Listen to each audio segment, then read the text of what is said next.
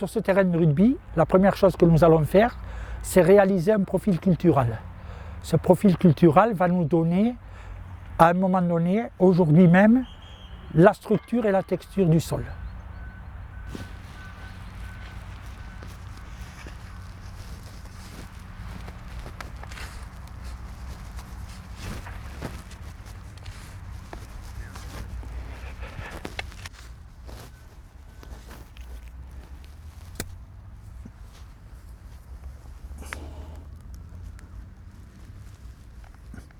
Donc là, sur ce profil cultural, nous pouvons voir plusieurs choses. D'abord, l'homogénéité du substrat. C'est un substrat qui est argilo-limoneux, avec une bonne humidité en profondeur. Nous sommes sur du régranglé, donc nous voyons bien le régranglé ici, et donc un enracinement qui est quand même profond. Donc c'est un terrain qui est arrosé environ une fois tous les 3 jours et qui permet justement aux racines de plonger en profondeur pour aller récupérer l'humidité.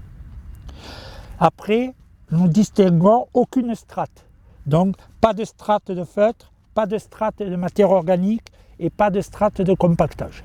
Donc nous avons un profil qui est très intéressant pour un terrain de sport. L'avantage d'avoir une pelouse en régranglé permet un fort enracinement avec un bon développement de masse racinaire qui permet justement une utilisation du terrain pratiquement journalière sans avoir d'arrachement de pelouse.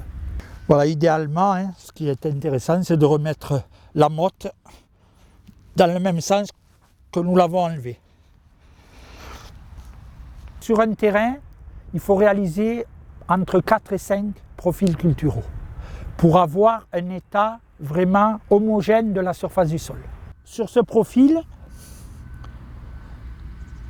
si le substrat est comme le précédent homogène, par contre, nous pouvons voir à la surface du sol beaucoup de déchets morts dus aux déchets de tonte qui ne sont pas bien ramassés et qui vont produire ce qu'on appelle le feutre. Ce feutre, en se décomposant, va devenir humus. Cet humus non stable n'est pas profitable à la plante. Il n'y aura que les micro-organismes et le travail du sol qui pourront le rendre assimilable par les graminées. Donc là, vous voyez que nous avons une terre qui est quand même assez riche, assez lourde, mais vous voyez que nous avons un enracinement avec des racines blanches très important, très développé et très profond. Comme je disais précédemment, sur un terrain de rugby, c'est ce que nous recherchons. Un jardinier recherche à ce qu'il y ait beaucoup d'enracinement pour éviter la dégradation des sols.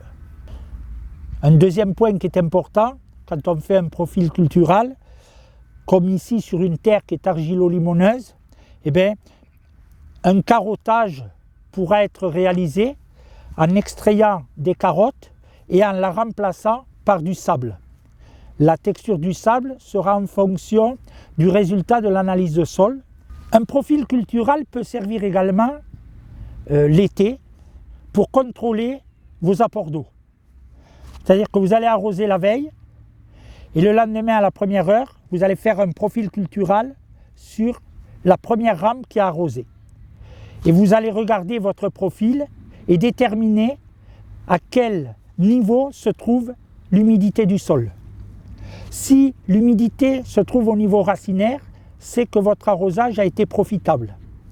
Si votre humidité se trouve dans les 3 ou 4 premiers centimètres, cela veut dire que vous n'avez pas assez apporté d'eau et donc cette eau qui va rester en surface va permettre le développement d'une graminée indésirable qui s'appelle le pâturé annuel. Tu vois là, tu as une épaisseur qui est très humide, qu'on n'a pas trouvé sur les autres profils.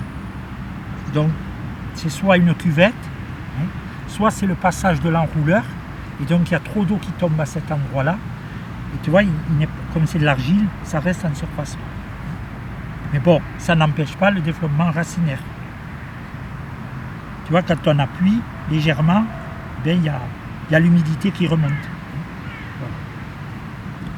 Bon, l'avantage ici aussi, c'est que, tu vois, ça c'est un pied de fétuque élevé. C'est quand même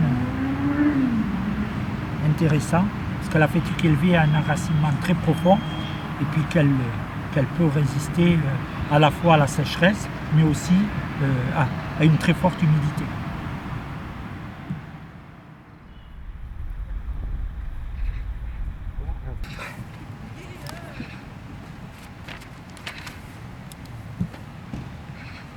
Alors, c'était le sondage numéro 4.